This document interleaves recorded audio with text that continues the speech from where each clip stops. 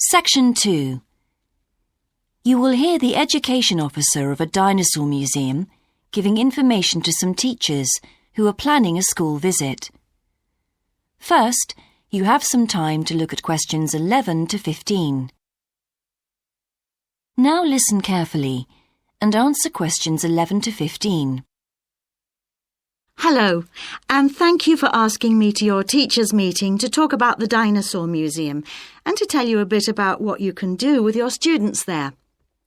Well, let me give you some of the basic information first. In regard to opening hours, we're open every day of the week from 9 a.m. to 8 p.m. except on Mondays, when we close at 1:30 p.m. And in fact, the only day in the year when we're closed is on the 25th of December. You can book a guided tour for your school group any time that we're open.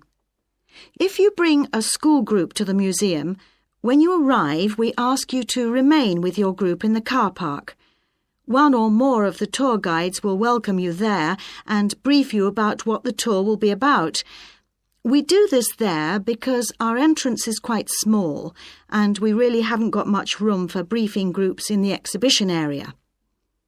As far as the amount of time you'll need goes, if you bring a school group, you should plan on allowing a minimum of 90 minutes for the visit.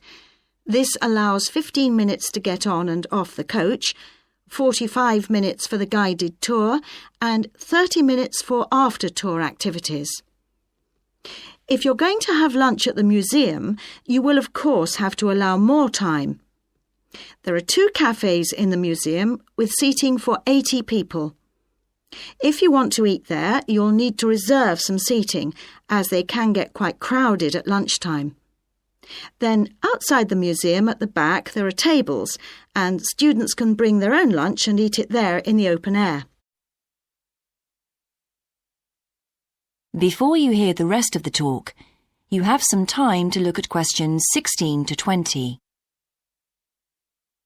Now listen and answer questions 16 to 20. When the students come into the museum foyer, we ask them to check in their backpacks with their books, lunchboxes, etc. at the cloakroom before they enter the museum proper. I'm afraid in the past we have had a few things gone missing after school visits, so this is a strict rule. Also, some of the exhibits are fragile and we don't want them to be accidentally knocked. But we do provide school students with handouts with questions and quizzes on them. There's so much that students can learn in the museum, and it's fun for them to have something to do. Of course, they'll need to bring something to write with for these. We do allow students to take photographs. For students who are doing projects, it's useful to make some kind of visual record of what they see that they can add to their reports. And finally, they should not bring anything to eat into the museum or drinks of any kind. There are also a few things that students can do after the tour. In the theaterette on the ground floor, there are continuous screenings of short documentaries about dinosaurs which they can see at any time. We used to have an activity room with more interactive things like making models of dinosaurs and drawing and painting pictures, even hunting for dinosaur eggs. But unfortunately, the room was damaged in a bad storm recently when water came in the roof, so that's closed at the moment.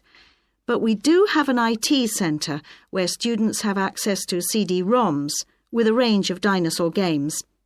These games are a lot of fun, but they also teach the students about the lives of dinosaurs, how they found food, protected their habitat, survived threats, that kind of thing. And I think that's all I have to tell you. Please feel free to ask any questions if you would like to know anything else about. That is the end of Section 2. You now have half a minute to check your answers.